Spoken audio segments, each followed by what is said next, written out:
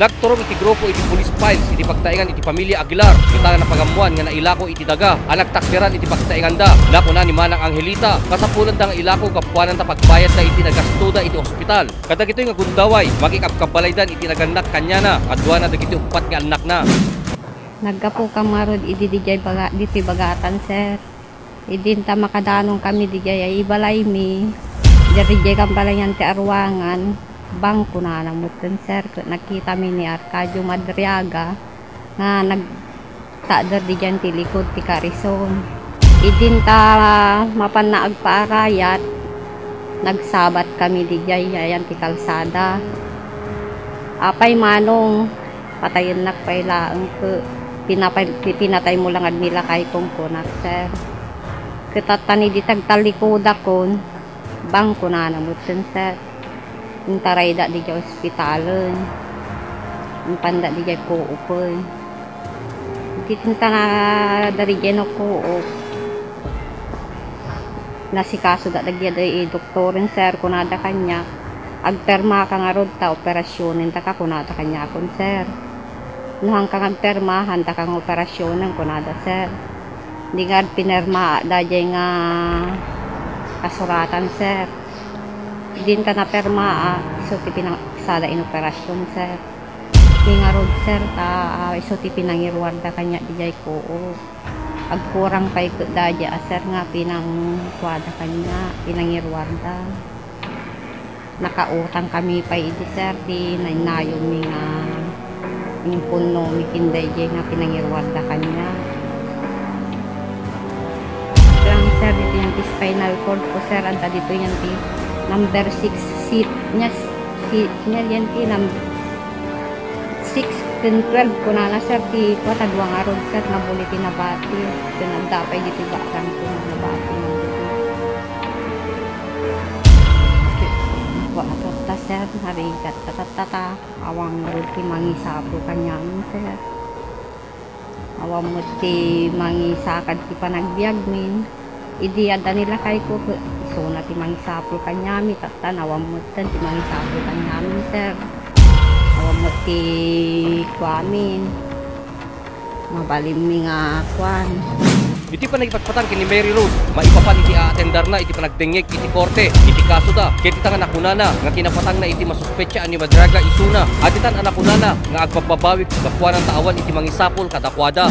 Tapos di gawid kami di DJ kami nakadanong kami gaten di magna kami natirwa ni father kon nagkakaabay kami amin sir tapos idi kwan napaltogan ni father kon ni Raman na muton ni nangigaman na pispis na ni tatang ikis na ikis awamet ti may umarayat kanya mi sir so nga kapilitan nga nagpabagatan na umay nagpatulong di sumangpat kami napaltugan mo ni inang nga nakadasay may enti dalanan so nga kapilitan nga taray medyo ko madama pa lang sir ti kaso na naimbestigaran nga mo na ni mother concern tapos siya ti sumaro no kanya kabsak ko nga dyan lalaki maminsan ti makabulang kami nga hearing tapos sir mga 2 to 3 hours nga mahiring kami sir. Kumusta mo ni inang mun kuna na kanya sir. Kas di latangkal masakit latang di Domingo masakit manin kinanan yung agurigor kuna sir. Kaya niya mito kuna na. Aduon ay ti asik kanyayo kuna na sir. Kuna nagdamag ya abogado da sir no mayat kami nga agpareglo kuna sir kanya abogado mi sir damag to pay ako ni mother ko nun niya ti makunana ta ko bibibiyangan no deta ti pagpapatangan sir ta so na melang ti makarit na ti sakit ko na sir kunana mo di abogado ni sir sigard ading mama minto no danto man ti hearing chon ko na ni sir. May kasangapulo ket siyam iti bulan ti Oktubre 2010 agarok alas 9:15 iti bigat na aramid ti panakautopsi ni Aguilar babaeng ken ni Doktora Loiba Cecilia Tolentino Municipal Health Officer iti Ili Abantay penisona payen iti mangilawlawag iti puon ken rason iti panakatay ni Macrino Aguilar. Iti October 19, 2010 at a request from the Police Senior Inspector Esteban Pastor nga agaramid iti autopsy ken ni Macrino Aguilar. Ti findings ko at tama ti entrance na dito yan ti timid na right side of the chin. Tapos ti exit na bale dito yung right side ti face. Ti naikabili dyan ti autopsy report ko adam mutilating wound. Kaya tasaw din yung mutilating wound ada nagiti na disfigure or ada nagiti parte nga naawanan ti parts ti rupa na. Especially dito yan ti mandible or dito yung panga, dito yung upper, dito yung maxilla or dito yung bones tayo dito, ayan. And then dito pa yung pati dito yan ti parts ti chin na or yung zygomatic arch nga kukunan basically na-fracture da amin because of the gunshot wound.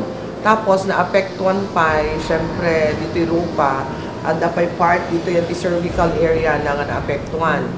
Kaya kapunta na dito yung areas of the face and the neck are highly vascular. When di makukuha natin yung adult blood vessel na neto. So nga DJ, cause of death na, neto yung Macrino Aguilar is yung DJ hemorrhagic shock. In layman's term, kaya nasawan ti hemorrhagic shock at dito yung naibusan, tigara. Ngayon, tiga po patay na.